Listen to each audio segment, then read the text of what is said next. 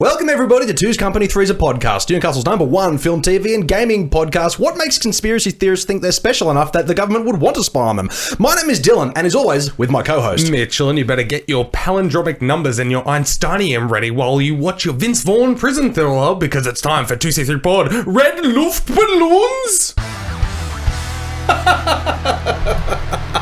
just smacked straight into it this time this week. Anyway, yes. Alright, off with a bang, but anyway...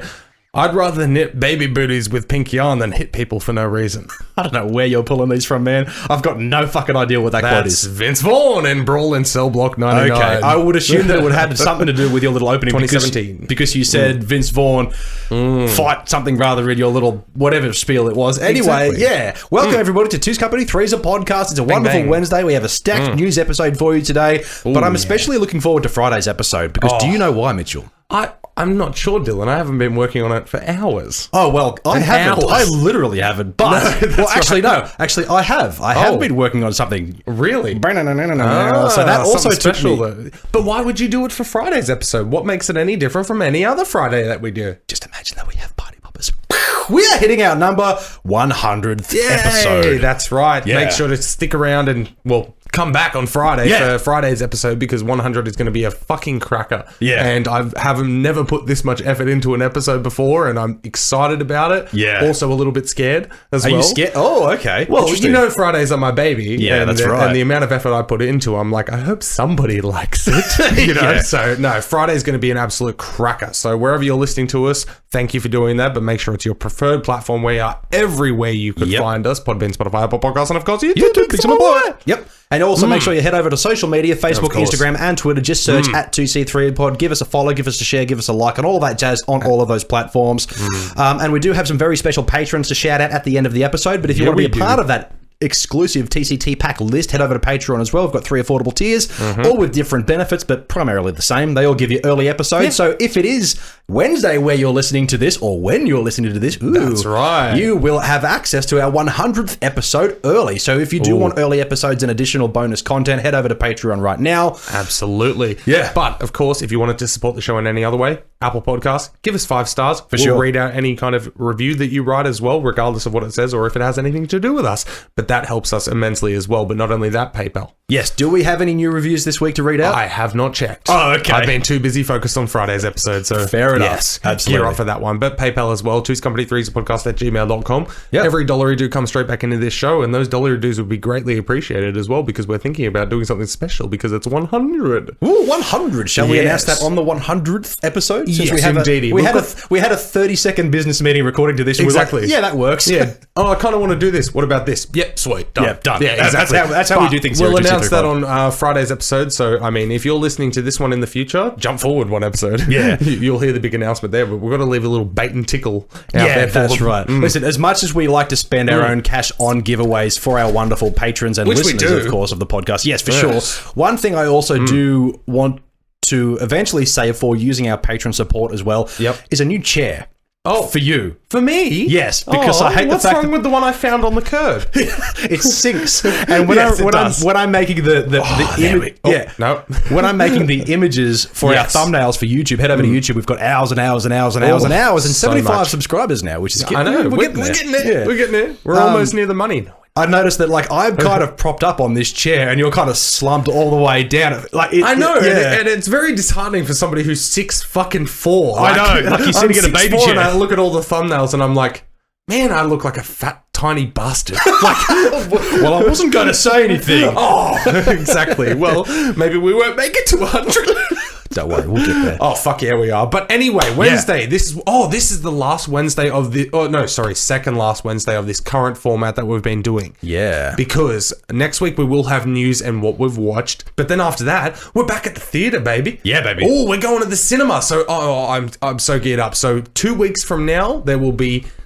Oh, I'm so excited. 2 weeks from now, there'll be news and DTC does the cinema. So yeah, for sure. Very excited for that. But this Friday is the last special edition Friday before we head back to our regularly scheduled Trailer Park and Yassel Pass. That's right. So, which I'm looking forward to because I miss Yassel Pass. Man, I can't wait. Oh, man. Like, I love doing my trailers, so I get to keep doing that, but now I get to preview. Oh, yeah. I love it. I love it. So... you'll probably know this more than I will. When do cinemas actually open? 1st of July, is it? I believe 1st of July, which is next Wednesday. Our last episode of reviewing things at home is the last one before we then review a film we've seen. So next week, essentially, we'll do Yas or Pass. Oh, yeah, we're back to our regularly scheduled... But we won't have a film to watch just yet because we won't that's have... right, exactly. So that's why that'll take another week to catch up. But... come 2 weeks from right now on Wednesday, if you're listening on the day this was released, we'll be back to our regularly scheduled Wednesday news and review, and then Friday Trailer Park Yas or Pass. So it'll be nice to get back to that groove. It's mainly be because so good, man. It'll be nice to go back to the cinema. Exactly. And actually, Tyler Gunn from Gun Gear and Graphics, shout out to him, sent me a link today, and Event Cinemas is offering opening day half price tickets everywhere. Yes, I wish they would have said. Why didn't I get an email for that? I didn't either. No, I found it on the app. Like, it was on the app as like a recent news Maybe article. they were like, you know what, we want to do something nice, but we don't want everybody to turn up because we don't have enough seats. We don't want to cause another spike from this fucking cinema. No, that's exactly right. And apparently, I believe you can sit in your group, but then every group separate from that is like 3 seats. Yeah, okay. Difference, that makes sense because it'd be weird. Say, for example, if you went with your partner, like I would go with Taylor. It'd be weird if we had to 3 seats away. Yeah. No, they can't enforce that because they'll get shitty teenagers who go, fuck that, I'm with my missus, I'll spare a handy. I mean, they get shitty teenagers regardless. But exactly. Like, in saying that, Anyway, do you know what is out that week? No. Okay. Because I only stick with my local Event Cinemas, and at the moment there is no schedule up. They've got some schedules up for the bigger ones in the city. Yep. But it says on there specifically that local cinemas will yet to be determined. Okay. They do it themselves kind of thing. Yep. And unfortunately, Event Cinemas Glendale, I know you're listening because we've contacted on Messenger before. Yep. But I can't message them anymore. Okay. Like, it's a thing where it says this person doesn't allow messages anymore. And I'm like, why'd you change that? I was going to hit you up many times. Well, that's probably why. Because they probably were probably like, inundated with when are you opening, when are you opening, when are you opening. So now when business goes half back to normal, I reckon they will then reopen and be like, hey, I suppose maybe even for the first week or so, they would want to just trial to see whether... Or it might be because the staff isn't there or the person who manages the social media isn't there either. Which is weird because they could literally do that from anywhere. No, that's exactly right. But maybe I'm sure they do it in the office. The podcast guy hitting them up about preview screenings and shit. Exactly. But anyway, all right, should we rip into some news by ripping into somebody who's ripped in? Speaking of gigantic ripped dicks. Oh, wow. Yeah, we're taking it back. Oh, we are. But one Mr. Oscar-winning Jamie Foxx is doing the old Kumail Nanjiani. He sure is. Yes. Well, not only that, I mean, not that he wasn't ripped already, but now Jamie... He was already a fit dude. Yeah, as I put in our notes, Jamie Foxx is putting on his big boy muscles, and he's teased a physical transformation on his Instagram, as you will, as he's preparing to play Mike fucking Tyson in a biopic. Yes. Right now, Mike Tyson must be the happiest man on earth because he's making his debut... Not a debut, sorry. He's making his comeback with his... Is that official? Yes. Is it official? Yes. Is there a match and an opponent? Not just yet, but he has been training. I followed him on Instagram tonight just to see, like, the guy wouldn't train like that unless there was something coming up. Apparently, it was like I don't think he wouldn't join. We're talking about this for a minute later. Stick with us. I don't imagine Mike Tyson would be the kind of guy. I think he's as much as people might think he's an idiot or he's a bit of a dumbass. Fair enough. He's a boxer, so you can't expect much. He's had his brain's been rattled a few times. Yeah, that's for sure. I think he would be too smart to then put his ego in front of himself and go, I'm going to go back into competition fighting. It would be purely for a pay-per-view, what do they call them? Charity event? Spectacle. Yeah, kind of like McGregor versus Mayweather. It'd be that kind of thing. John Jones, I think UFC fighter John Jones was telling him, hey, I'll give you a fair fight in the boxing ring as long as you come over to MMA. Oh, no, he's not doing that. Mike Tyson would probably kick the living shit out of anybody, but at the same time, as soon as he's on the ground, he's got pure strength, but he doesn't have the skill on the ground. That's exactly right. I cannot remember the guy's name, but the last time... I was somewhat biggish into UFC about 6-7 years ago, but the last time I remember seeing a professional boxer go to a UFC octagon, I'm not talking about all the indies and shit like that, I'm sure it's happened there, but he went over there and faced Randy Couture. Have you heard that name? Yep. Yeah, exactly, that's right. Randy Couture took him down in about 15 seconds, and they spent 3 fucking rounds on the ground. Randy could have finished it at any moment. Any point, and it was just embarrassing, man. Yeah. It was just painful. But then you look at Conor McGregor going to the boxing ring, you spar off against one of the greatest pound for pounds ever. It's a different set of rules, and that's like putting up a rugby league player. This is topical local, by the way. Yes, it's like putting up a rugby league player against a soccer player in each of their respective sports. Exactly. Like when I used to play... they're both premier athletes, but at the same time, they're different ball games, literally. Yeah, like, literally. Exactly, yeah. No, you're completely right there. So, anyway, back to Jamie Foxx. Yes, Jamie Foxx. Go to his Instagram right now and just look at, or just Google Jamie Foxx Mike Tyson, because the dude has put on some beef. There's not a clear image just yet. Did you see the image? Yes, I did, and it's a bit fuzzy in that, and you can tell selfie. He's keeping it under wraps, I guess. But for somebody who's like worth that many millions of dollars to put up an image like that, it's like, dude, come on. Yeah, come on. To play Mike Tyson though, like you'd have to put on some real beef. Like, do you remember the movie Southpaw? Jake Gyllenhaal. Yes. He trained like a boxer and got the most shredded I've ever seen a boxer. Obviously Hollywood shredded. It was ridiculous. Of course. But for someone like Mike Tyson, he'll have to put on a decent amount of body fat as well as muscle to just really fill himself out. Yeah, exactly. Because you look at Jamie Foxx and then you look at Mike Tyson in his heyday, and yes, you can see a little bit in the facials and stuff like that, but body-wise, nothing. No, like because no Mike Tyson is a whatsoever. literal brick shithouse. Oh, absolutely, man. Have you ever watched like Mike Tyson highlights? Yes, because that's all I watched because it's fucking phenomenal. I'm not even shitting you. You can watch like his first 20 fights on YouTube, and the video goes for about 15 minutes. Yeah, this dude was a wrecking dude. Ball. Was a fucking. He still is. No, you watch the videos now in his 50s, and sure he's got so much speed behind him. It's crazy. No, it's more insane because of that's the thing. This dude knocked people out. There's people he's faced who literally cannot think properly now because they've got concussion problems and CTE and all that. Yeah. But he barely got hit in the head, man. Yep. Like, so he's probably all up there for as much as he could be, you know, because he is a bit of a lunatic. But either way, I'm keen as fuck to see a biopic of him. For sure. The ups and downs, man. Like, as you'll find out on Friday, if you didn't already know, I did it for Blast from the Past. I did some digging and stuff. Yeah, exactly. But Mike Tyson spent 3 years in jail. Yep. Like, it's just mind-boggling. Not only that, he literally bit a fucking guy's ear off, which is crazy in itself. Not only that, he's also a woman basher, so he doesn't deserve all the credit in the world, that's for sure. But either way, I'm all for this. Jamie Foxx's acting credentials, and if you put that with a figure that he fills out, oh, dude. I don't want to see like a documentary style film about Mike Tyson. I want to see a Hollywood glamorized, dramatized, upbeat, just hitting all of the right beats in terms of like, here's was his ups and here's was his downs and everything in between. Exactly. I want this to literally, and pun intended, pull all the punches. Like I want this to show how much you mean of a not pull. Punches. I wanted to pull all the punches. Pulling punches means you're pulling the punches, you're not punching properly. Yeah, but I assume with some pull comes some push. So either way, it kind of works out. But I'm sure the listener gets what I'm saying. Yeah. But basically, I wanted to see and tell the gritty story of his lows as well, and him being a dirtbag human being. I would imagine that Mike Tyson would allow those stories to be told. He would have to. Because he would have to sign up. Yeah, exactly. That's right. I imagine so. But either way, geared up for that. Did you see any expected release date? Or I assume this hasn't been even started filming. All we have is the Instagram post. Yeah. And I'll read what the caption says here. So Jamie Foxx's Instagram says, the transformation begins, finding Mike, in quotation. So I'm guessing that might be the working title or the actual film. I immediately literally put Finding Nemo and Like Mike together. Yep. And I'm like, wow, amazing crossover. That would have been. Yeah. Oh, fuck yeah. I was about to make a joke. Yeah, Finding Mike. That's what this is called. Yeah. Maybe this is it. Oh, exactly. There was a black kid in that film, wasn't there? It's about a black fish. Yeah. I don't know. Mike, hey, Mike. Yeah, exactly. Where are you at, Mike? Yeah. Is that racist? I really want to be like you.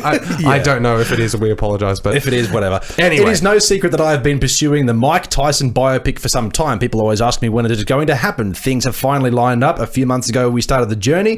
The first but biggest task is to transform the body with regimen of pull-ups, dips, and push-ups. We are off to a pretty good start. We have ways to go, but God willing, yesterday on my good friends, whatever show, I shared these early pics of the process. Like I said, we have ways to go, but I am prepared to get there. Swipe left, Tyson. So he is in the physical game of preparing to look like Mike Tyson right now, and it seems like he's been at this for a while.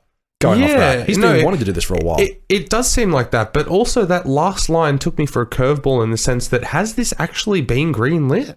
Because he's like, but I'm prepared to get there. Swipe left, Tyson. I think that would... Hey, Mike, come and have a look. No. I think that would be like, here's the progress pic. I'm getting there physically. But earlier on in the post, he says, a few months ago, we started the journey, or before that, things have finally lined up. So I'm assuming it has been written by somebody. Somebody is paying for this now. Yes. He's just been at this for a while, and now he started his physical transformation. If it's a passion project, even more so behind it, because, that just adds to why I would be excited for this. Yeah. But who knows? It may be the complete opposite. Maybe they haven't done any of this, and he's literally just training and be like, hey, I can do it. Yeah, exactly. Does anybody want to fund this? Exactly, that's right. Well, I would take an Oscar-winning beef motherfucker like that. Yep. Any day.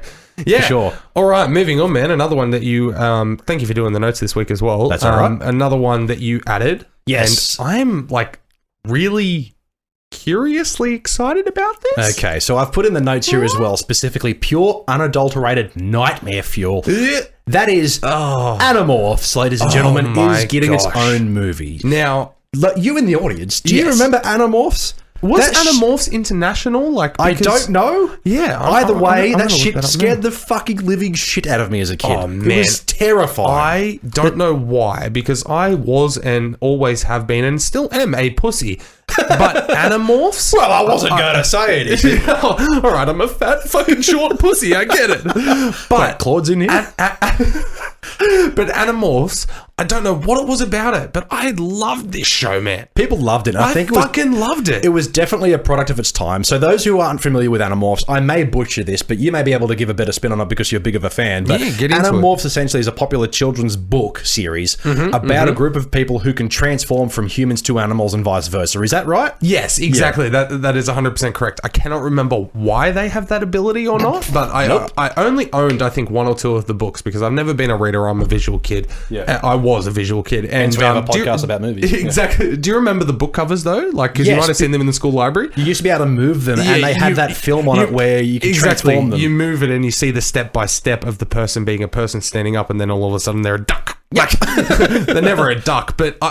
I'm looking up the show now, and I cannot believe it only had 26 episodes, and yet I remember seeing so many as a kid. I think it was ABC, like at 4 p.m. or 4:30 p.m. There was always after-school television series for us kids, especially for us who were in primary school, or for those around the world, elementary school, ages 6 to 12.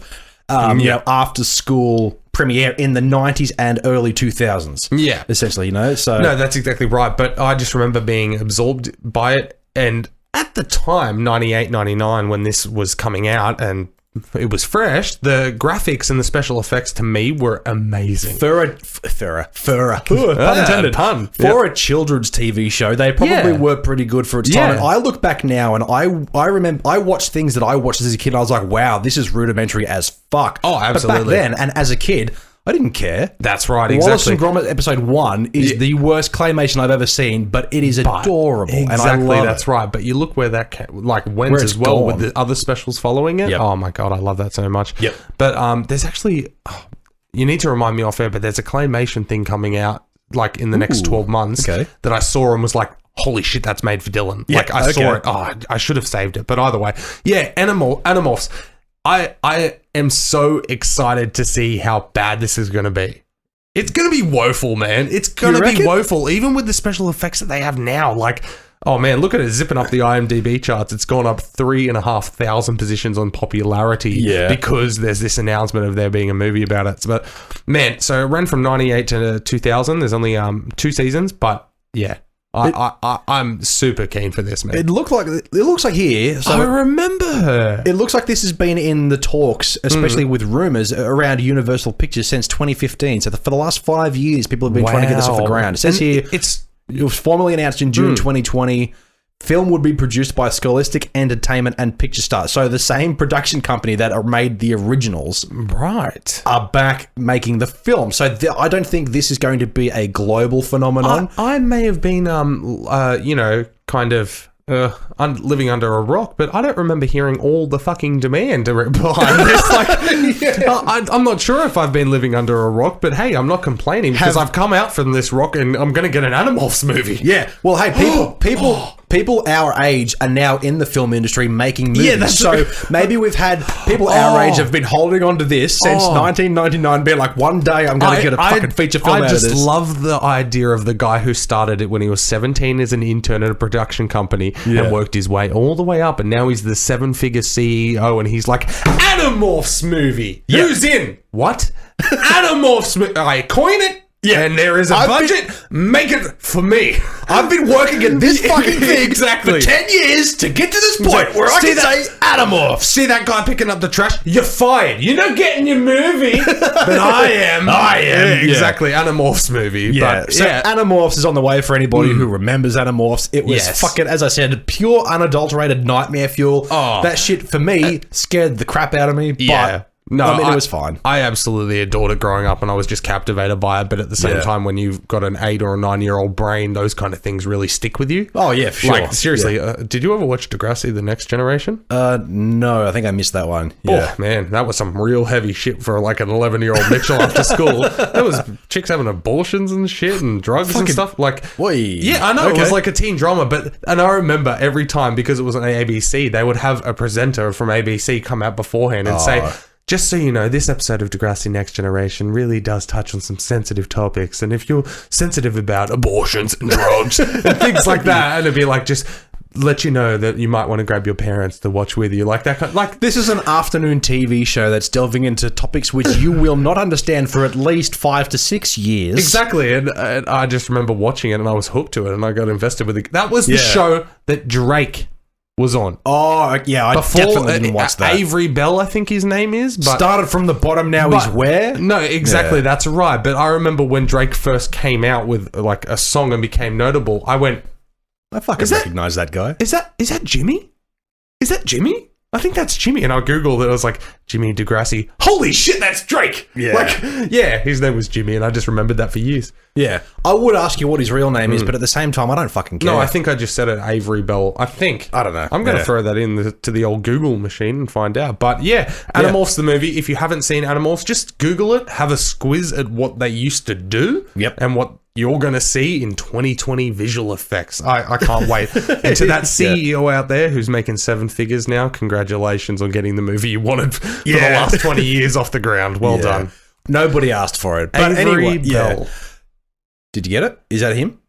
Nope. Who is that? That is a white congressman. That is definitely not Drake. No, that's right. Yeah, but anyway. Yeah, all right, cool. What do you got next, man? Speaking of something that people kind of sort of have been clamoring for at least 20 years now, is Michael Keaton's... Did you get it? Aubrey Drake Graham. Oh, you were close. Aubrey. Not Avery. I don't know where I got Bell. I think I got Aubrey Drake Graham. Aubrey Drake Bell. Drake Bell from Drake and Josh. Aubrey.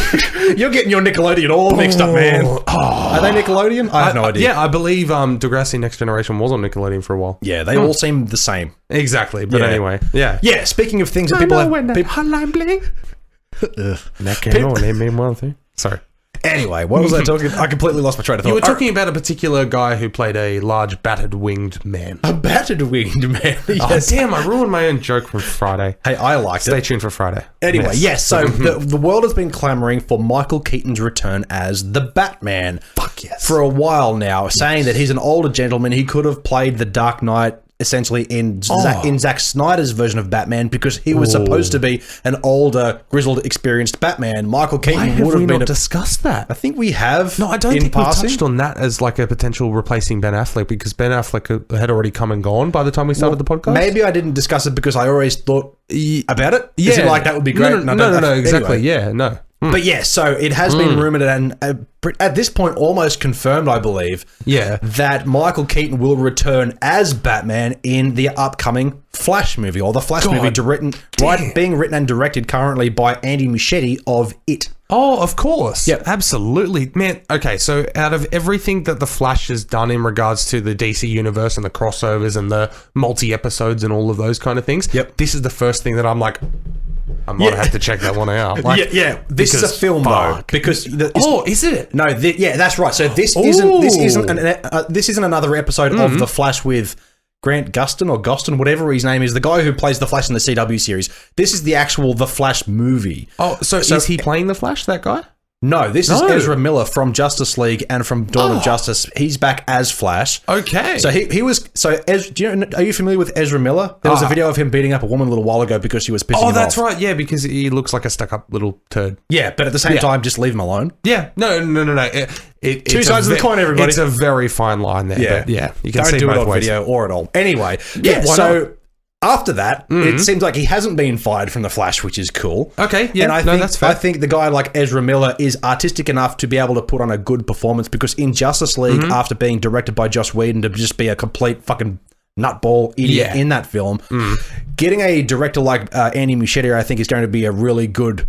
what's the word I'm looking for? Really good advantage for the film, The Flash. Yeah. But to be cast as Batman again, Michael Keaton from 1989's Tim Burton's Batman and Batman Returns. Amazing. I would assume this has something to do with time travel because in Batman vs Superman Dawn of Justice, where we first saw this version of The Flash, he appeared in a time travel sequence, which wasn't explained or fleshed out because Zack Snyder literally couldn't finish his story. Yeah, of so course. I'm assuming that this will have something to do with time travel because if it's set within the same universe, it makes me wonder now that I'm guessing that the Batman with Robert Pattinson is now completely disconnected, or I'm fine with that. Or will that be set in the same universe but in the past, and then Michael Keaton's playing the older version? Either way, I'm going to leave it where it is, and we'll find out on the day. But I love the idea of Michael Keaton being Bruce Wayne again. Exactly. I love that callback, and I love that respect because honestly, I believe personally that Michael Keaton put Batman on the map again. 110%. Exactly. That's right. So I think that if he gets the chance to come back and basically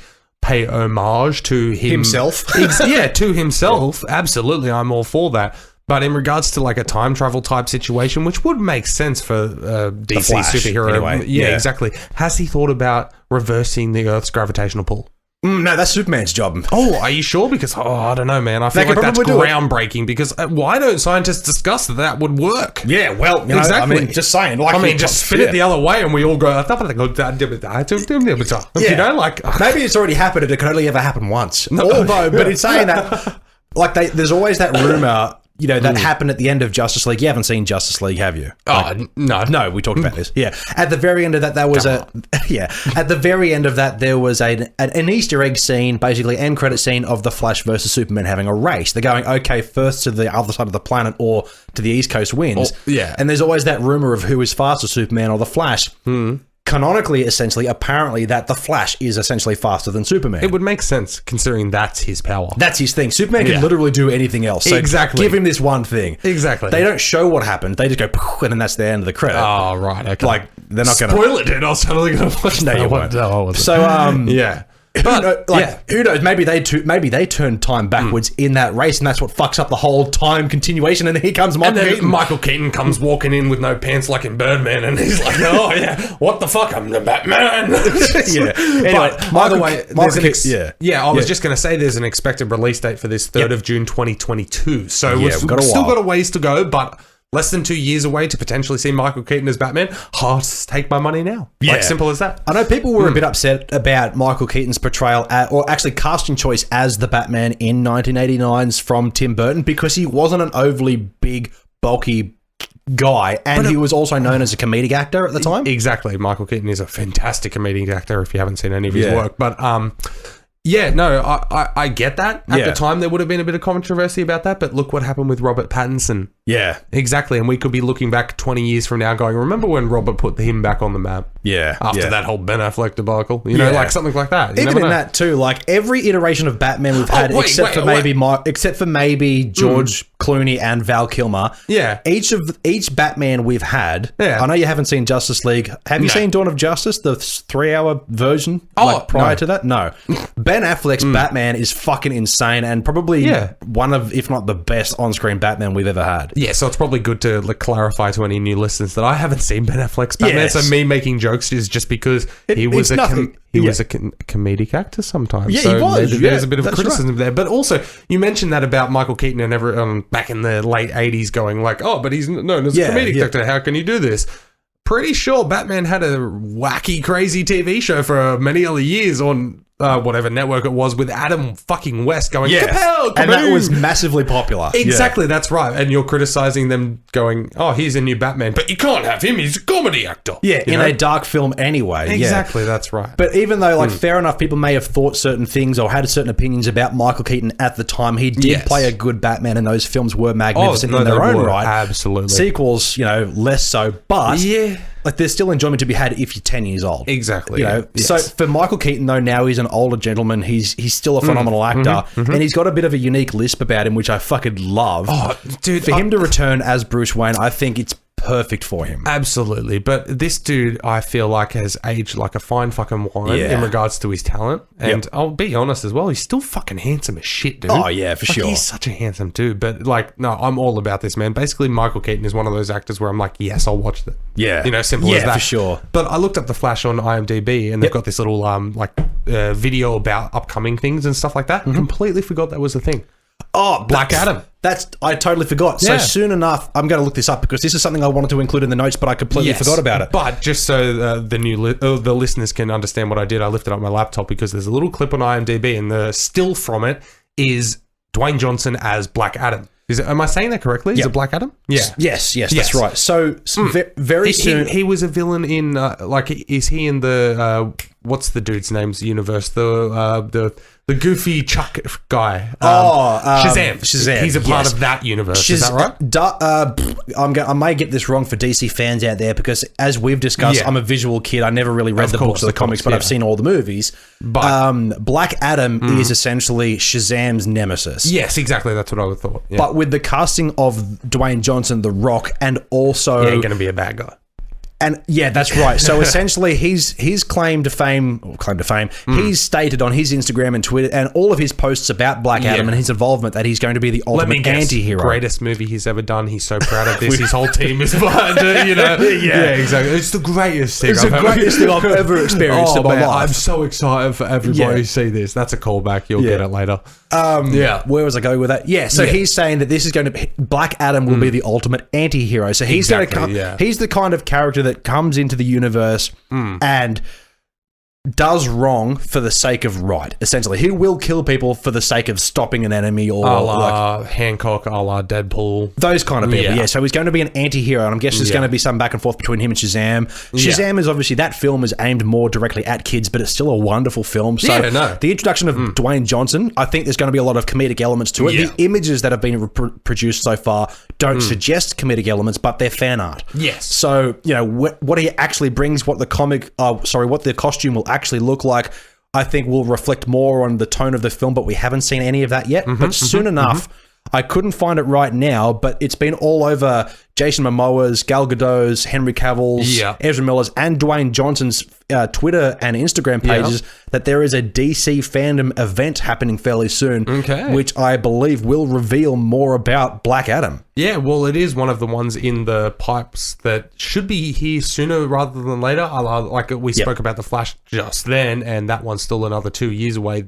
I feel like Black Adam's definitely before that in the lineup. So I imagine that there would be more to reveal because really there isn't much to go off right now. No, I don't know whether it will be Black Adam solo film or whether it will be Shazam 2 and he plays kind of the anti-villain. Yeah. It's weird. It's hard to kind of pinpoint what's exactly going to happen because Dwayne Johnson is a leading man. Yes. But then you've got, is it Zachary Levi? What's his name? The guy who plays Shazam. And Chuck. I'm going to kick myself if I don't get this. Hold on. Yeah. No. Because he's so good at it. All right, hold on. Zachary Levi. Zachary Levi. I was correct. Yeah, so Zachary Levi, fair enough, he's done a few things a lot, but like this was his first big leading role, especially in a superhero film, which is probably the tip pinnacle of fucking cinema now. And a known-ish character as well. Known-ish character, I watched a really interesting video on Amazon the other day about, it only went for 20 minutes, or 10 minutes, so it could have been a YouTube clip, but it's on Amazon about a couple of $1 million lawsuit and the fact that Shazam, the character of Shazam, previously known as Captain Marvel, there was a big lawsuit when it first came out that he was a blatant ripoff of Superman. However, apparently over the lifespan or up until a certain point, there was more Captain Marvel, Shazam comics produced than there was Superman, and more content like TV and film as well. Wow. Yeah, so there you he's go. at one point in time he was the big dog Yeah. against Superman. That's pretty Fascinating. Yeah, exactly. But then you get penciled with Shazam.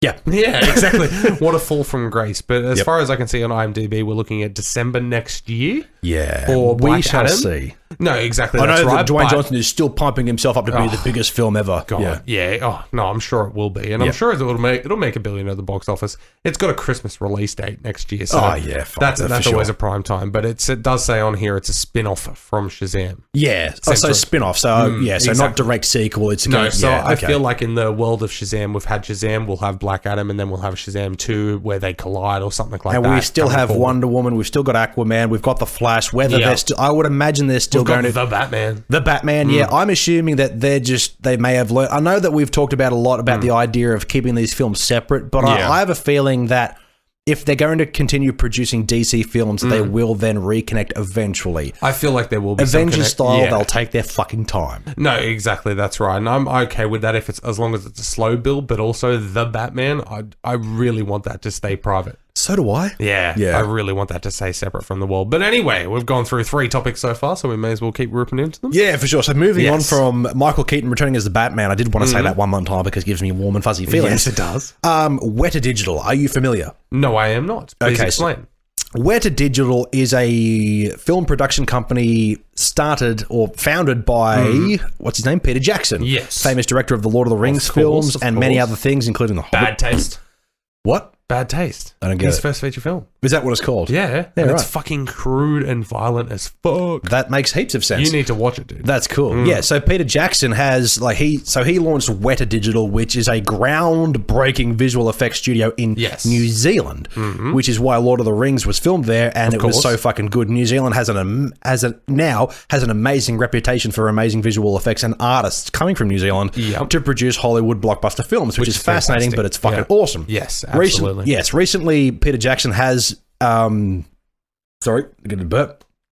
Opened up Weta Animated, which is an animation leg of the studio, which has me very excited. Did you want to spell Weta for the people as well? So Weta is named after a popular insect in New Zealand. Yeah. It's like a giant grasshopper. It's literally WETA. Exactly. I just thought we better clarify that in case somebody Googled Weta animation. Weta, it's like, there's some hentai shit there. But anyway, that's so true. Animation. That's intriguing. That is very intriguing for somebody who's known for like first person visual effects in big budget films, you know? So animation is a good one.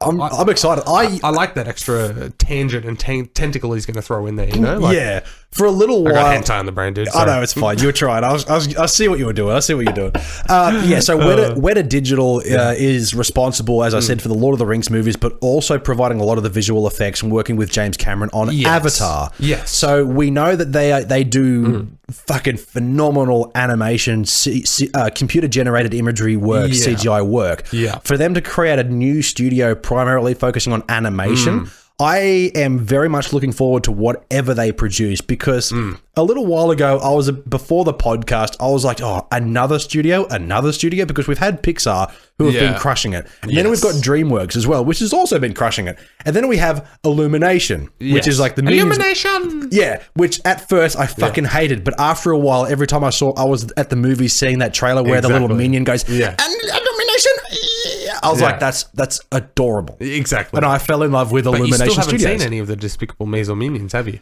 No, and I probably won't because they produce other films. Yes, no, that's right. I'm sure that I would. Pets. Yes, I'm sure that I would enjoy them. Yeah, and I like you really would do. The humor is fantastic, and I like what they're doing. But I like the idea of a studio like Weta that has a history of producing amazing other live action films. Live action. Yeah, I said first person before. I know. I was like, I don't know what you were talking about, but okay. Exactly. Yeah, Point that out to me. Yeah, I couldn't correct you because I wasn't sure what you were talking about. Well, there you go. Yeah, but I like the idea of another legitimate animation studio, which means we're going to get more feature-length, high-budget, high-quality animated films. So fucking lootly, and that's always good. Competition breeds quality. Bring on the R-rated adult Pixar films. Yeah, why not? When was so probably Sausage Party, like the last adult animated film in theaters? That's the only one that I'm referring to, not Netflix. They've got enough. That's the only one I can literally think of. I can't think of any other Pixar, Disney style animations that have been... I think that's why Seth Rogen, Evan Goldberg, and those guys who were behind that, they've always said, why don't we have an adult animated film? Yeah, totally get it. If there's anybody who could do it and get away with the kind of jokes that movie has in it, because I love that movie, but fuck, it makes me cringe. Oh, it's very cringy, and it hasn't aged well. No, it hasn't. But there is some golden moments in that film. Oh, no. It is worth at least one watch. And the animation is pretty fucking good. Oh, the animation is flawless, but also...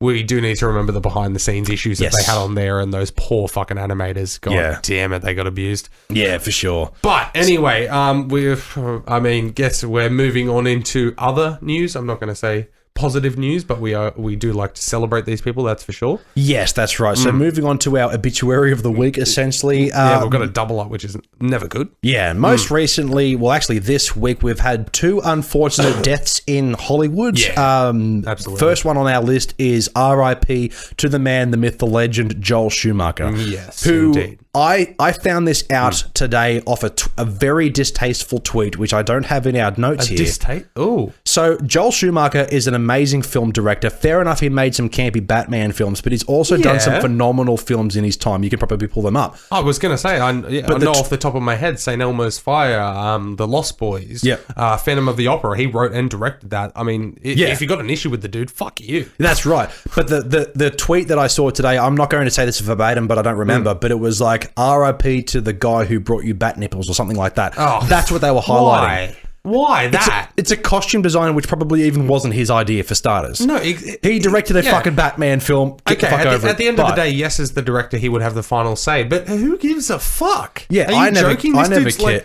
Not only that, like as in 8 Mil with Nick Cage. I remember we have discussed this on the podcast before, and you hadn't seen it. That is such a gritty and intense film, and Nick Cage is amazing. But the direction, this dude was a mastermind, 100%. And if you've watched The Lost Boys and gone, wasn't that good? Fuck yourself. You're lying. Yeah, simple as that. That movie got me into the vampire genre and made me realize vampires weren't just campy, sparkly, glittery fags. You know? That's right. Yeah. I'm just saying, but no. So Joel Schumacher deserves a lot more respect than that. Yeah, for sure. And I went through the comments as well on that tweet, being like, "What are people saying about this?" And literally everybody was like, "This is shit." Good. It wasn't a person. It was an actual company, like a news company or something like that. So it was an actual profile. Piss off. That was saying that. So fuck you to whoever that was. But at the same time, he's passed away at the ripe old age of 80. Exactly. After battling I think it was cancer. Lung cancer. That's what I saw. Yeah. Well, it just says here just cancer. So I'm not sure. I believe what type. He'd been dealing with it for the past 12 months or so. So yeah, at that age, that's always going to be a rougher battle, and he obviously put up a bit of a fight, being the stubborn bastard that I'm sure he was. But as we always say here on the podcast, we're not going to sit here and mourn the loss. We're going to celebrate the life. So man, he's given me plenty of joy throughout the years. That's for damn sure. And not only that, did you know that he directed the number 23? Yes, I know. Exactly. People have their problems with that movie, and I understand why. But I love that film. Absolutely, dude. Thoroughly adore that film. All about that, man. Absolutely. But say what you want about his Batman films. The dude has a stacked career. Dude was talented as fuck, and you shouldn't disrespect him for that. So he got to live his dream out. He got to go through some ups and downs. That's he's done more than you. Exactly. And I'm pointing to the camera, not to you, Mitchell. Sorry, Spielberg. We know you're a big fan, but maybe not directed at you, mate. But anyway, but no, Joel Schumacher, he's brought me nothing but good times when I've seen his films, and I will forever go down watching some of his films as well. Like I absolutely love his work. So no, enjoy your time up in the big sky or wherever the hell you go after you die. I don't know, but wow, cool. Next one. Atheism. What's up? Yeah. Next one on the list on our obituary list this week is Ian Holm. Yes. Now, I would like to pronounce that as home, but I'm not going to because it's such an Aussie slang way of saying it. I believe it is Ian Holm. Yeah. Anyway, it's weird. Okay. He passed away, unfortunately, at the ripe old age of 88. So this week, it's on a positive note. We've had 2 legendary men in Hollywood pass away at a ripe age. Obviously, Joel Schumacher, unfortunately, due to a horrible illness. But Ian Holm, if you're unfamiliar with him, the things that I know him for, most importantly, as I can't remember his name, but he was the android in Alien 1. Yep. Who set the precedent for evil androids in the Alien series and franchise. Yep. And he also played Bilbo Baggins in the Lord of the Rings I was going to original say, definitely trilogy. a much more Popular, modern popular role. Yeah. Exactly. That's exactly right. But looking up his career now as well, he was also Skinner in Ratatouille. And Ratatouille is a gorgeous fucking movie that I absolutely love. So Ash. His name was Ash in Alien. Oh, of course. Yeah, absolutely. He did the voice as recently as 2014 for that character. For Ash? Really? Yeah. That's cool. I did not know that. Yeah, in the video game, yeah. No. Oh, of course. Yeah, right. exactly. So, exactly. It's always unfortunate to lose somebody, but at the same time, again, another man who got to live out his dreams, and he's brought everybody many a good time. So, thank you for all the work that you did, and I'm sure you enjoyed the ride. For those two gentlemen, we applaud you and good luck. Exactly. See, you don't know what to say either. I said good luck up there in the sky. That's why I'm just saying good luck. Yeah, good luck. No, but thank you. I think thank you is the most important message. Absolutely. Yeah. All right, dude. Moving into some gaming news. Gaming news. Yeah. We need a button for that.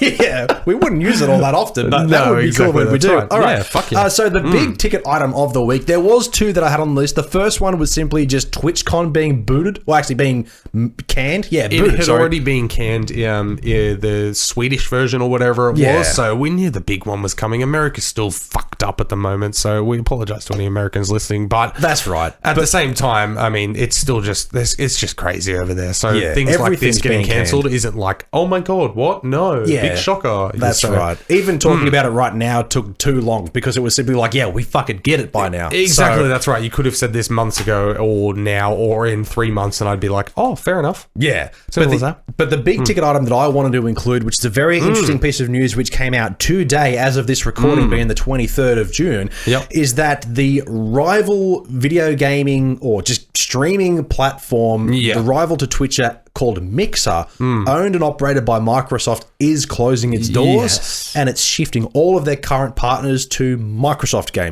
To Facebook Gaming. Yes. So I read that and I just said the wrong words. No, anyway, that's fine. Yes. So Microsoft, I have in my notes here, Microsoft admits defeat as they joined in their words, in their terms, they joined the game way too late and couldn't hold the viewership. Yeah. Apparently, the viewership for Twitch streaming, for those who are unfamiliar, Twitch streaming is basically where people go online and they play video games, they do art, they play music, and they stream it to an audience for free. It's owned and operated by Amazon. If they wanted to get a taste of it, they could always go to twitch.tv/Dylan2C3pod. Yeah, I believe right. so. Yeah, that's just strange. But there, if you just wanted an example, there's a quick link, link below. Just We're really ramping things up as well, so definitely check that out. But well, one of us is. Yeah, well, I am. Exactly, that's right. Exactly, yeah. But so Microsoft has admitted defeat. They're closing Mixer and they're shifting everything that they have to Facebook Gaming, which I think is a smart move because Facebook is kind of like Google in a sense that they are a global powerhouse and have all the money to do anything.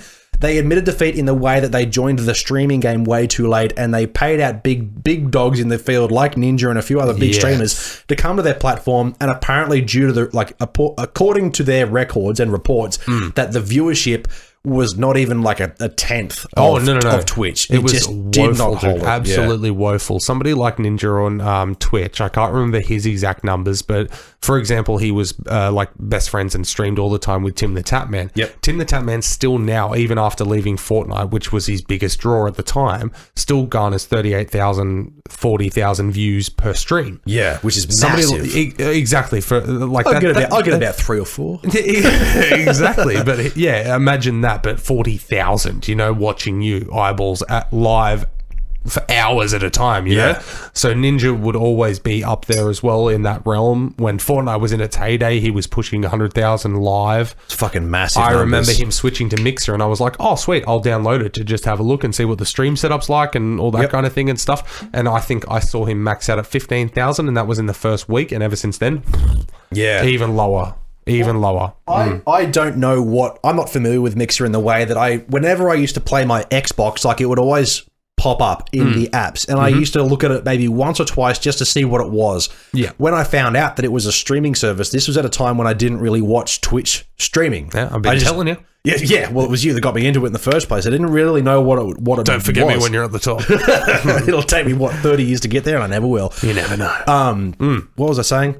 But yeah, the only time I ever saw the interface was on my Xbox, and it makes total sense that this failed being a Microsoft only platform, because one of the things it alienated a huge market. That's right. And to tell that story to our audience is what we discussed right before the show, is what I wanted to bring up now, is you got me onto Twitch because you were streaming Fortnite Twitch from your PlayStation. So I thought, fuck, I could do the same. Exactly. And I found out that I can stream to Twitch directly from my Xbox. Now, it turns out that because obviously Mixer, which is the rival streaming service to Twitch, as we mentioned, you can stream directly to Mixer from your Xbox the same way you can with Twitch.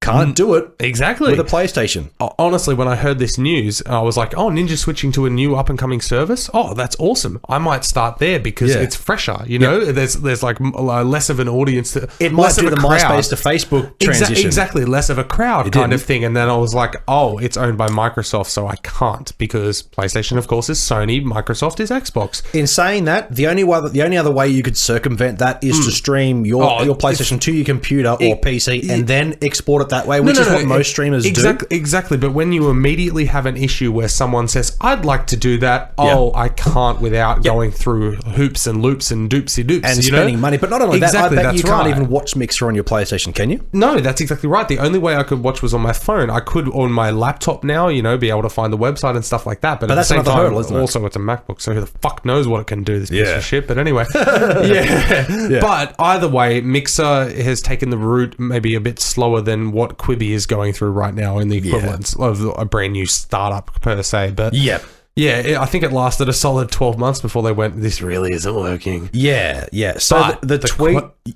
Sorry? No. Do you have more about the shutdown? Because I was just going to transition into what's going to happen with this big money they've been throwing around. Well, in terms of like the actual merger itself, Phil Spencer, head of Microsoft, in an interview says here with The Verge, so this is the article that I'm reading this off. It's all over, but this is the article that has a decent chunk of information. Yes. I think the Mixer community is really going to benefit from the broad audience that Facebook has through their properties, and the abilities to reach gamers in a very seamless way through the social platform Facebook has. So people who are already on Mixer being transferred to Facebook, it'll be interesting to see whether they go, well, you know what, Twitch is the big dog, let's just all shift back to Twitch. But at the same time, what I've been doing and what most other people can do, whether they choose to or not, is there's so dual many streaming? There's so many there's so many places for streamers like us and myself and Siege of Quebec, Danger Man 444, and all the other people I can shout out. The boys. Yeah. We could all stream. Orange Kiwi, my cousin Brad. Yeah, absolutely. Cheers. Good shout out. Yeah, you're welcome. Okay, Orange Kiwi or something like that. Yeah, look him up on Twitch. Great dude. Yeah. Hasn't been doing it for a while because he's in the army. Oh, damn. Yeah. Look him up on Twitch right now. Jesus, let him come back like home and fucking hell. Man, you didn't tell me that. Yeah, no. I thought he was a good dude, not a fucking legend. Respect, dude. Yeah. Over there, if anybody listening in New Zealand, like literally they are all fucking legends, like 100%. No, exactly. I've never had a bad run-in with a Kiwi. Yeah. But like to be like related to them, it's weird because they're all just like 110% human beings. There's a next level about them. Anyway, back to this. Yeah, so people can stream to Facebook and Twitch and what else is there? YouTube, for example. Yes, of course. At the same time using certain things, depending on the capabilities of your PC. For me, for example, I can only do 2 at a time. Yes. I probably could do more, but that's another service on top that I have to run, and I'm not going to be bothered to go to YouTube, to Facebook, to Twitch all at the same time. That's right, which is mind-blowing to think that like if you had the technology to run on multiple streaming services, you totally would, right? Yep. Exactly. All of these professional streamers have that set up, but they're exclusively on one. Yeah, like, you know that's what I mean. Yeah, exactly. So I recently made the decision today to no longer stream. Breaking news, ladies and gentlemen. For nobody except for your mum, she likes my streams. Absolutely, she does. Unfortunately, though, off the back of that, I'm no longer going to stream to Facebook.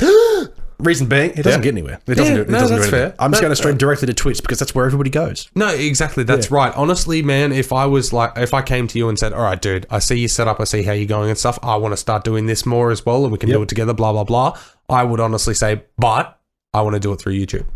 Okay. I would want to do it through YouTube. I don't know why. I just feel like Twitch, this is me personally, I feel like Twitch is too muddied.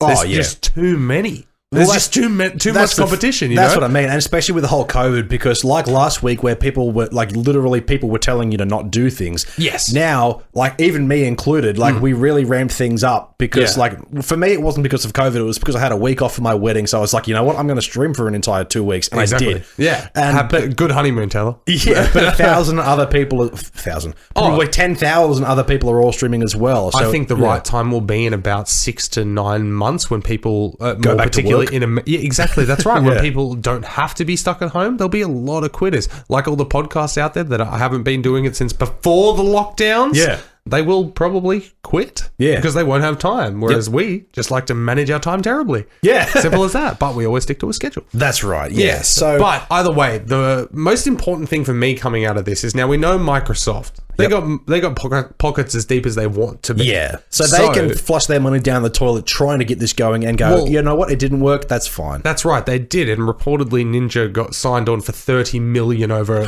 God knows how many years it was, 10-year or whatever it was. Yeah, contract. which we'll talk about in a minute. And Shroud, who was a huge professional gamer and then became a huge Twitch streamer thanks to Apex Legends. But they also signed him as well. Crossplay soon. Did you hear about that? Yeah, good on you. So late to the party, you fucking idiots. Honestly, when it does have crossplay, you need to get it and play with CGI because it is so... When you're playing with people that you know... Yeah, see, that's my problem. It is really... At first, I used to go as well because I was like, this sucks, I hate it. Yeah. I've been playing it, dude, it's fucking killer, man. It's so good. Exactly. Yeah, sure. Hey, I've played Fortnite. Dude, you can fucking play Apex for once. Hey, I played Fortnite. I got 2 wins today. So, you know, I'm still hooked, bruh. Yeah, that's You can fucking water ski behind a shark. Or you can get eaten by that shark, which happened to me last night. They can jump. They can very fucking high. Yeah. I know, when they are frightening and the ominous music that plays before. Yeah. Ladies and gentlemen, if you've played Fortnite before and you're like, nah, it's just not that good, jump back in now. It has changed so much and it is like, it honestly, the heart races, man. The heart races. But anyway, they spent a lot of money on Ninja and Shroud, and I want to know now, do they get switched to Facebook thing and they're still locked into those contracts? They just get tinkered, obviously, because it's not Mixer. Or do they get paid out and then they're free? Because if Ninja gets paid out, even half of that contract, like 15 mil, but gets the green light to go back to Twitch, he is a man made. Yeah. Like, he will come back and hit fucking 50 to 100,000 subscribers straight, like, viewers, sorry. Subscribers, he had like fucking 2 million or whatever. Yeah. But he will come back and just reign fucking supreme. Yeah, for sure. And going off, I particularly want that because he used to have Ninja and then Ninja After Dark. Yep. And he'd get drunk and swear. That's cool. And it was so fun, but I haven't seen him do that once on Mixer. Okay, so maybe he had more freedom to do what he wanted on Twitch and Mixer because he was locked into a Twitch contract. Well, that's what I mean. He was just a streamer and they were just like, yeah, fuck dude, you're number one. That's what I mean. Because he was bought... Like, he's built his empire essentially on Twitch, and then he was allowed to do whatever he wanted because he built that on his own. Then he was bought by Mixer, so he obviously had contracts. Like, if somebody came to us, Two's Company 3's a podcast, greatest podcast on earth, and said, hey, here's $30 million, but we want you to tone things down, no longer swear, I'd be like, yeah, okay, I'm happy to sell the fuck out for $30 million. No. This is actually a discussion that's happened like with podcasts overseas, like that have been successful. One notably was the last podcast on the left. Very famous true crime podcast. They got offered, I think it was legit, probably like 20 mil from Spotify to be exclusively on there. Joe Rogan recently, 100 mil. No, but that's the big dog. He's already making the coin and stuff. These guys were just doing it and they were making merch money and tours and stuff like that. Then Spotify came along and said, we own your content. And they were like, we're podcasters. We're not turning down millions of dollars. Like simple as that. Apparently with Spotify, this is what I learned from the Joe Rogan thing because he's very honest about how, like, those sort of things. Yes, exactly. Apparently, he's been offered these sort of things before, and he's turned them all down because they wanted to own his content and sort of direct and change what he does. Apparently, Spotify said, hey, here's the money, but we don't want you to change anything. We want you to do exactly what you're doing, but now we pay you. Yeah. That's it. So that is the ultimate dream. And I imagine it's going to be a similar thing for Ninja because fair enough, he may have thrown a bit of shade at Twitch when he was leaving. He was probably paid to do that. To a degree. Yeah. To a degree. I'm sure Twitch would be like, I don't care what you say. Jeff Bezos or whatever his name was would be like, I don't give a fuck. I'm invincible to you, man. Like, you can come back and you'll make us money. No, exactly. 100%. That's absolutely All the correct. bits. But the funniest thing that happened after he left, like announced it and left Twitch to go to Mixer, the funniest thing that happened was Ninja's account on Twitch got hacked and they there was porn playing. And That's right. Wow, you're really trying to bury this dude, you know? Yeah. But either way, whatever comes from this, Ninja's still made. Shroud, I haven't heard shit from him because Apex, I'm saying it, dude.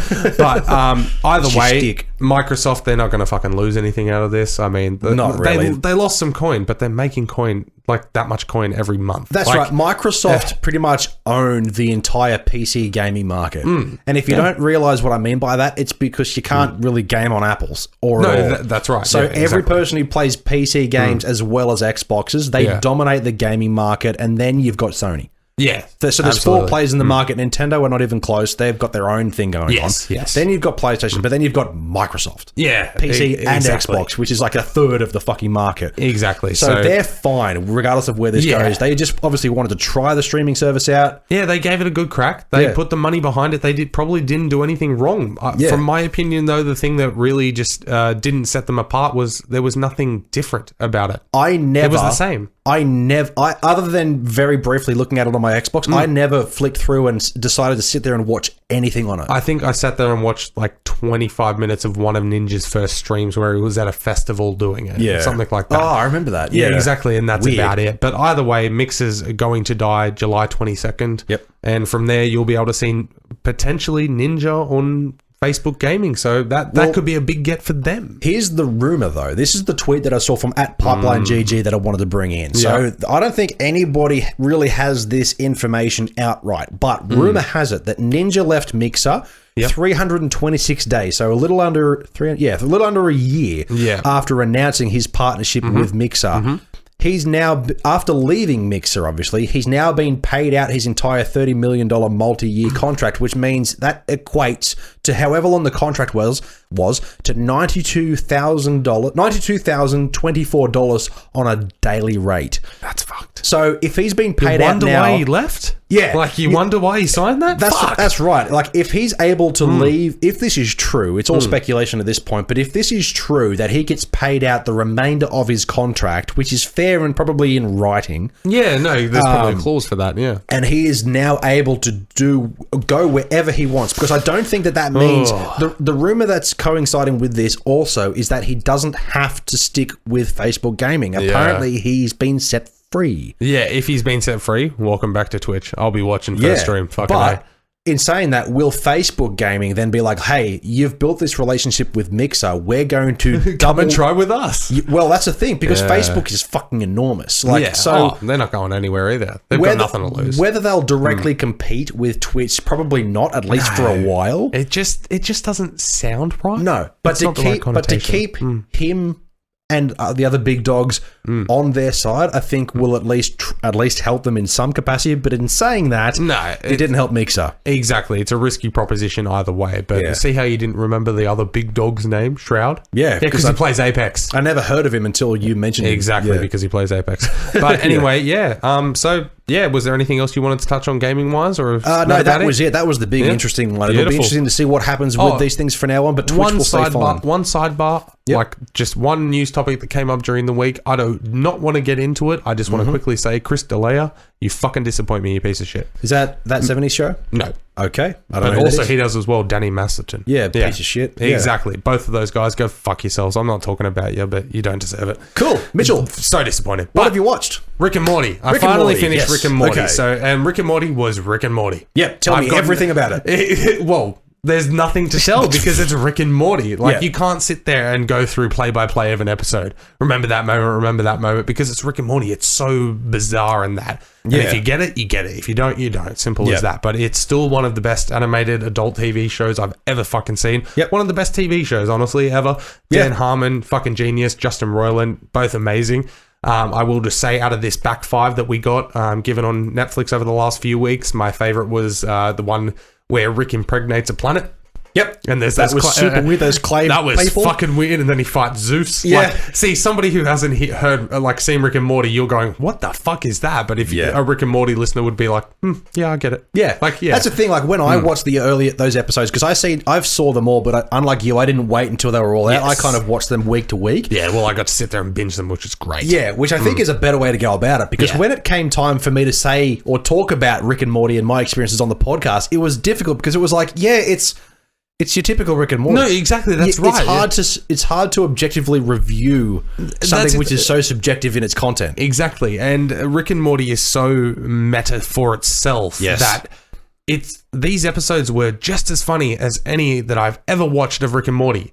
But there's nothing to talk about with them. No, because it's Rick and Morty. It's just as simple as that. Like, you can't. That's probably the best way to sum it up. Maybe if the show was more back to back in its storytelling. What's the word I'm looking for? More canonized. Continuation. Yeah, had a bit of continuity essentially. Yeah, like something like Friends or 13 Reasons Why. No, that's right. Exactly. Where you could be like, okay, this stories and characters. This episode this week they did this, and this is how I feel about it. Yeah, exactly. With Rick and Morty, this one's a to be continued part 2. You know, like With Rick and Morty, it's like, they did some batshit crazy stuff and they made some clever jokes which some people may or may not get, and that's about it. Yeah, no, that's 100%. Yeah. Absolutely right. But either way, if you're a Rick and Morty fan, they lived up to my expectation, and I look forward to season 5 whenever that comes along, because I believe that's it for season 4. In at least 10 years, Yeah, exactly, man. The show's been going since 2013 and has like 40 episodes. Yeah, I know.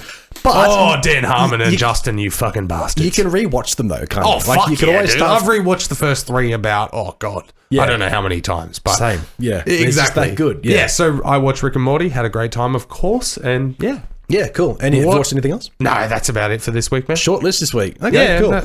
Short list, but quality. Yeah. Okay, so short but quality. That's what the ladies say. Yeah, it's about what you do with it. Yeah. Anyway, Dylan, what have you been watching? I assume large, long, impressive things. Okay, yes, definitely large, long, impressive things, as what the ladies say. Anyway, is he lying, Taylor? This week I didn't really sit down to watch things. This was more like, hey, what can I put on in the background? And I watched one which was more just out of pure curiosity. Yeah. And another one which I thought, you know what, before my Disney Plus expires, I really need to get this one in, because as I said last week, I've been catching up on my Disney movies before I can actually cancel it, and now I think I can. Now that first that first one that you're about to speak about, was it because we briefly touched on it in last week's podcast, like talking about that old we didn't specifically discuss this film. No, not this one, but I feel like something triggered it, and you were like, I need to. Yeah, okay. Yeah. So last week I was hoping, because we were talking about Blast from the Past that was going to occur this week, and I said, well, if it's our 100th episode, are we going to go back to 1920 film? Yes. No, we're not doing that. No. But I was like, you know what? I went on Amazon and I went to a film that was produced and released in 1958. Okay. Because it was Amazon, and they've got fucking everything on there. Of course they do. So 62 years ago, you went back? Yes, I went back in time, and I watched a film called The Trollenberg Terror. The Trollenberg Terror? Yes. And in the United States, it's also, or the original title is also known as The Crawling Eye. Okay. So The Trollenberg Terror tells the story of a young couple of sisters who have like a magic act where one of them has like telepathic abilities, and another gentleman who meet on a train where one of the women all of a sudden gets the urge to stop at this particular train station and go to the Trollenberg, which is a ski resort, I think, in Sweden. Yeah, okay. And there's some mysterious occurrences that are happening at the top of the Trollenberg. Decapitations? Yes. Yeah, so this is very early violent horror, and I saw the description for it on Amazon, and it intrigued me, and I was like, you know what? I love modern horror films. Where did they come from? Exactly. What is classic horror like? And after watching this film, this is very. Have you ever seen The Iron Giant? Oh yeah. You know, in that movie where the little kid is watching a black and white horror film on that TV. Is that this? No, this isn't it, but it's very reminiscent of that. It's that typical silly... it's probably inspired by it, honestly, because this film is fucking bananas. Yeah. The storytelling is your typical very early, everybody's in their 50s, but they look like they're 80. Yeah. And everybody's smoking, everybody's drinking. Yeah. But the beautiful thing about this is that when they finally, this is a fairly long movie, but finally discover what creature is hunting and killing the people on the Trollenberg, it's this amazing, small, testicle eyeball looking puppet thing. And they have these miniatures which they put these things on, and there's these flailing tentacles going so everywhere, cool. And they're throwing Molotov cocktails at it, and it's all on fire, and it's all in black and white, and it's magnificent. If you that's so cool. I want you to, at those listening at home, go and Google the Trollenberg Terror or the Crawling Eye, and you'll be able to see the big bad monsters of this film that I got to experience today. And I actually, this is what started it for me. That's so cool. We talked about movies in the 1920s, and then I got a buzz to watch Superman and Batman. That's right. You meant I saw those snaps. Yes, I went and watched the lost episodes of George Reeves' Superman from like the 1930s or whatever it was. Yeah, and then this popped up. I was like, I have to check this out. No, the soundtrack is cool. It's very stock standard. So worth a watch? I think so. Yeah. If you are, I mean, for any general film watcher, don't watch it. You're not going to sit through it. Exactly. But if you're like you and me, and you're a fan of unique film, definitely don't dismiss films from the 50s and 60s and even earlier, because some of this is where the films you know and love now come from. Oh, absolutely. So the Trollenberg Terror is your very typical 1950s, 40s to 50s to 60s horror film where there's just a bunch of people, they're trying to figure out what's going on, and there's big crazy puppetry happening. Yeah. That's exactly what happens, and it's fucking awesome. I can't really explain anything more about it without giving away the plot, other than there's this mysterious cloud on the top of the Trollenberg, and people are investigating these strange murders, and they come across this big, gigantic testicle monster, and I love it. Exactly. And when you watch a film like this, you've got to remember that they were working with such limited technology. Oh, yeah. And acting skills. Exactly. That's right. Yeah. Absolutely. Anyway. Yeah. Anything else this week? Yes. You want to touch on? Toy Story 4. Fuck yeah, dude. Yeah, so a bit of a curveball. Yes. I wanted to catch up with it because I'm a huge fan of the Toy Story films, and I didn't go to see Toy Story 4 in the cinema. My last cinematic experience was Toy Story 3. I did. The Perks of Having Children and a Heart. Not only, that's the thing, I wanted to, but I don't remember why I didn't, because I think for me, Toy Story 3 was the definitive end, because I'm kind of the same age as Andy. No, I totally get that, man, but I think what they did with this one was respectful enough that you're like, okay, I get why they carried this on. Yeah, because I think I get why they ended it. Yes. I understand why this film occurred. Exactly. You know, for those reasons that you just mentioned, but I was a bit skeptical of where can they go from the end of Andy, because that was the end of Andy's story. Yeah. And then they're essentially moving on with Bonnie and what happens there with Forky, and how I think there's themes of dealing with people who have mental illness in that. I feel like they were definitely touching on a little bit of autism and things of that nature. That's the theme in the film. Yeah, exactly. So that hit home a little bit as well. But to me, that story though, I get why they did it, and I feel like it's purely because of the one loose end about Bo Peep. Yep. That was never explained. No, it wasn't. That was never explained. It was a fucking Amazon's... No, sorry. A Gumtree purchase. No, exactly. That's marketplace purchase. That's right, but it was never addressed in the movies other than, since Bo left. And that's it. Like, that's all we knew for so long. So they were like, well, we do have that one loose end. We can tie that. And then absolutely crush it with the ending and the... Oh, man. Yeah. This film doesn't have as much of an emotional ending as number 3 for me. No. It definitely didn't pull on the heartstrings as much. Yeah, but the story itself, the story of the characters and the reasons why they're on this adventure, and also the conundrum that Woody finds himself into with the other doll character, who Becky, I think, I can't remember the name right now. Yeah, but the reason why, I'm sure it was Becky. No, Abby Gabby. Yeah, Gabby. The reason that he falls into those conflicts with Gabby, and then it ends up being a really beautiful telling of why. You know, she just wants to be loved, wants the life that these other toys have had. But those dummies are fucking terrifying. I was about to say, did you shit your pants much when Vincent popped his head around? Yes. So this film, though, the one thing that I cannot ignore, and I talked about this already about Weta Animation Studios. This is obviously typical Pixar, but fuck me.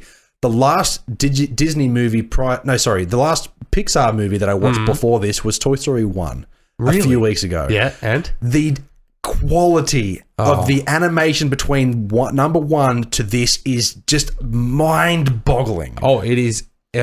You can see the dust. No, that's right. On exactly. Woody's head. I've got Toy Story 1 through 3 on Blu-ray. Yeah. And even on Blu-ray, you watch 1 compared to 3. Yeah. And it's like, oh, wow. Yeah. And it's still mind-boggling. You've got to remember, Toy Story 1 was the first ever 100% computer-generated feature length. film. Yeah. Exactly. That's right. Like, that's impressive as it is. And that set the bar for Pixar, and they've just grown and grown. Did you recognize the Pixar Easter egg in Toy Story 4? Which one? Okay, so the one I'm specifically referring to is, when this is a bit of a... No, it's not too much of a spoiler. Nah, fuck it. It's been out for like a year and a half. Yeah, so Bo Peep and Woody are in an antique shop, and she knocks on a door and opens up like a toy nightclub where all the broken toys are in, like where they're stored. Yes. And then that little music box man thing with the tambourines opens the door. That is an Easter egg, essentially, or a homage to the very first Pixar animation they ever made. Yeah. With that little toy, and he's running away from a really crudely animated baby. It's fucking terrifying, but it's beautiful for the time. If you've ever seen a Pixar film or just Google Pixar Easter eggs, and there is days worth of them. Yeah. It's crazy. Did you know in every Disney Pixar film, the Pizza Planet truck is in there somewhere? Yep. Yeah, I love that. Even in something like Brave that's set in the medieval times, little wooden sculpture in the background. It's all there. Yeah, I love that. So Easter eggs are no surprise. But that wasn't like a connectivity story, but it was more like, hey, you remember this thing from this movie that we did? Exactly. They do it every time, and they love it, and we love spotting them, that's for sure. So overall, satisfying though? Dude, I fucking love this film, man. Absolutely, man. Forky was a really good addition to try and keep it fresh without making it seem redundant. Yes.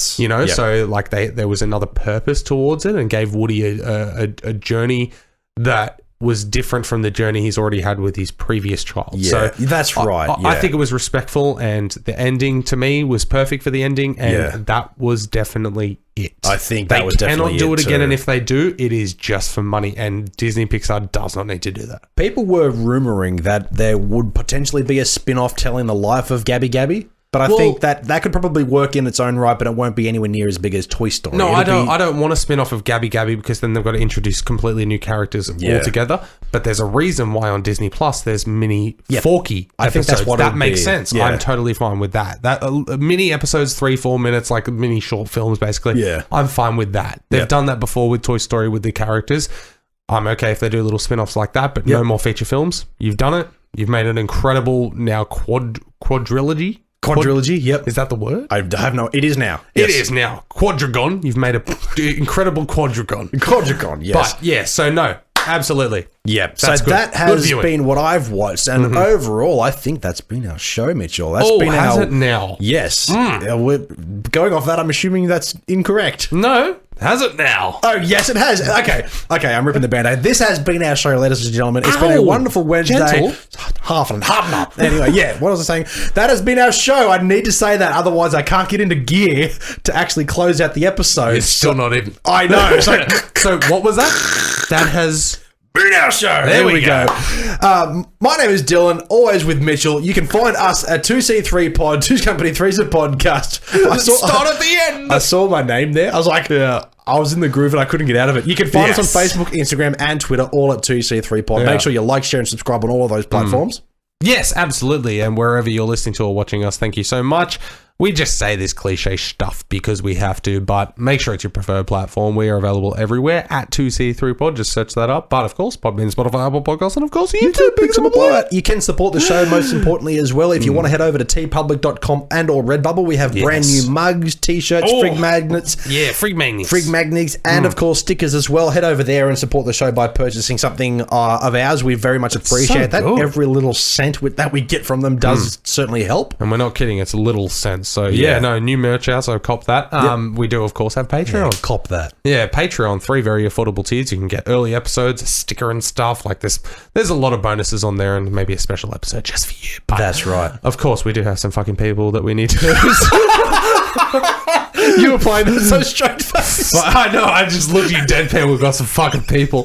No, some fucking legends that we need to shout out, of course. Alice, thank you for your continued support. Courtney, you're a bloody legend. And of course, Mirrors McGee, you guys are fucking people. You got me, man. You're fucking legends, of course. And, of course, we do have PayPal. twoscompany3podcast@gmail.com. If you wanted to flick us any kind of dollary do, 10 cents, 20 cents, 50 cents, $1 million. All of it comes straight back into the show and is greatly appreciated. Yep. But if you want to do it for free, Apple Podcasts, you're crying. Yeah. Apple Podcasts, 5 stars, any kind of review. Read it. We'll read it out if you want, but that helps us out really good on the business end of things. So, yeah, we appreciate that a lot. That's right. Any business inquiries, twoscompany3podcast@gmail.com. Now, we do have new podcasts every Wednesday and every Friday. We've got Wednesday news and reviews, like you just witnessed, and very soon we'll be back to Friday with Trailer Park, Yas or Pass. But stick around for this Friday because Mitchell has prepared a big pepperoni pizza all full of the latest ingredients, which we'll be very much looking forward to. I am so fucking excited for this Friday. And as I said to you before, the very first time I ever brought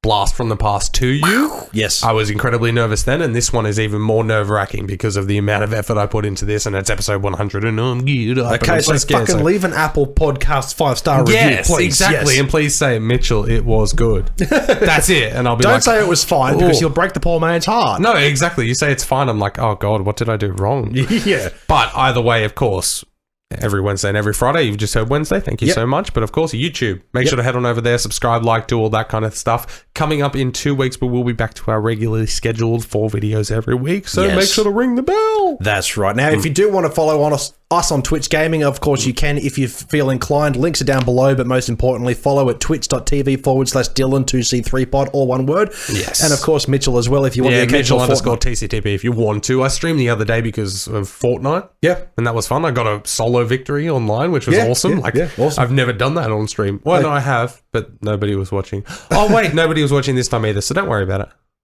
You know you can save your videos, right? Yeah, I'm bitter. You are very bitter. I'm talking about live. I've got nobody to react to. Oh, no. Well, leave a fucking... They've offended me.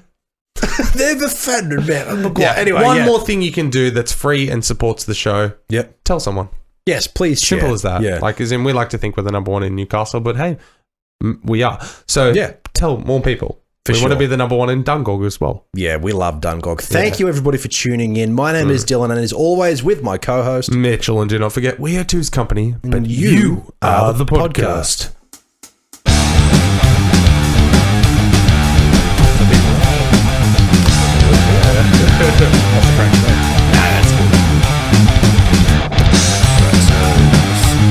Enjoy this outro, ladies and gentlemen.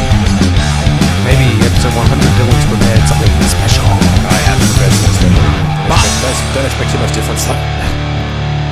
Just a bit more jazz. Jazz. Oh, please do a jazz version. Oh, I totally can. I know. Okay, so everybody, thank you for tuning in to the very end of the episode after the end credits, essentially. This is where we have a bit of film, movie, TV show trivia. Fuck. Yeah, that's right. So, fucking people, thank you very much for watching this far in. So I'm going to read you a bit of trivia, and if you get it wrong, at the end of Friday's episode, you'll be taking a good old dip of the Godslayer fucking hot sauce. I really hope I'm not celebrating 100 episodes by hiccuping. Yeah. Because that is what is going to happen. Alrighty. Yeah. At the end of the movie Scarface, Tony Montana is surrounded...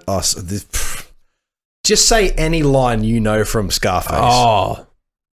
Say hello to my little friend. Yeah, exactly. What was the rest of the question? Tony Montana is surrounded in his office. Okay. And he pulls out an automatic rifle and yells, what famous line?